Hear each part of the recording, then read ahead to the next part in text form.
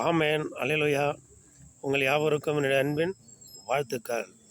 பாருங்கள், சங்கீத புஸ்தகத்தில் ஒரு வசனம் சொல்லப்படுகிறது, பலவான் கையில் உள்ள அம்புக்கு ஒப்பாய் இருக்கிறீர்கள் என்று. நம்ம பலவானுடைய கையில் உள்ள அம்பு எப்படி இருக்கும்?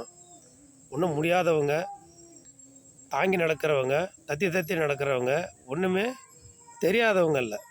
பலவான் கை. அவர் என்ன பண்ணுவார்? யுத்தத்தில் பழகினவர் பலவான் அப்படின்னு சொன்னால், அவர் பலவனுடைய கையில் ஒரு அம்பு இருந்துச்சுன்னா, அந்த பலவன் என்ன பண்ணுவார்? எந்த இலக்காக இருந்தாலும், எப்படியாப்பட்ட வீரனாக இருந்தாலும், எல்லா சூழ்நிலைகளிலும் அவர் வெற்றியை தான் காண்பார். தோல்வி என்பது அவற்றை இல்லை.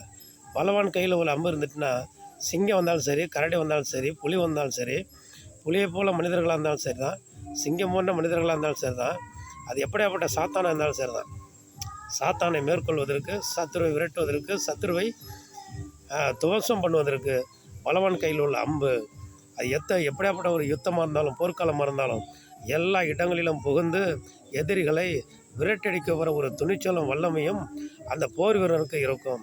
அப்போ பலவான் கையில் அம்பு இருந்துச்சுன்னா, எப்படியாப்பட்ட யுத்தத்தையும் எதிர்கொள்கிற ஒரு துணிவும் திறமையும் வல்லமையும் அந்த மனிதனுடைய இருதயத்தில் குடிக்கொண்டு இருக்கும். அப்போ பலவனுடைய கையில் அம்பாய் நம்ம இருந்தோம்னா, எப்படியா ஒரு போர்க்களம், லட்சமான ஜனங்கள் கூடியிருக்கிற ஒரு யுத்த களமாக இருந்தாலும், லட்சமாய் கூடியிருக்கிற பிசாசினுடைய போர்க்களமாக இருந்தாலும், பிசாசு எதிர்த்து நிற்கிற ஒரு களமாக இருந்தாலும், அதற்குள்ளே நம்ம புகுந்து எதிரிகளை வேட்டாடுகிற ஒரு அம்பாக நம்ம இருந்து யாவரும் என்ன பண்ணலாம்? சிதறடிக்கலாம். நம்ம கர்த்தராகிய இயேசு கிறிஸ்துங்கிற பலவனுடைய கையில் உள்ள அம்பாய் நம்ம இருப்போம்.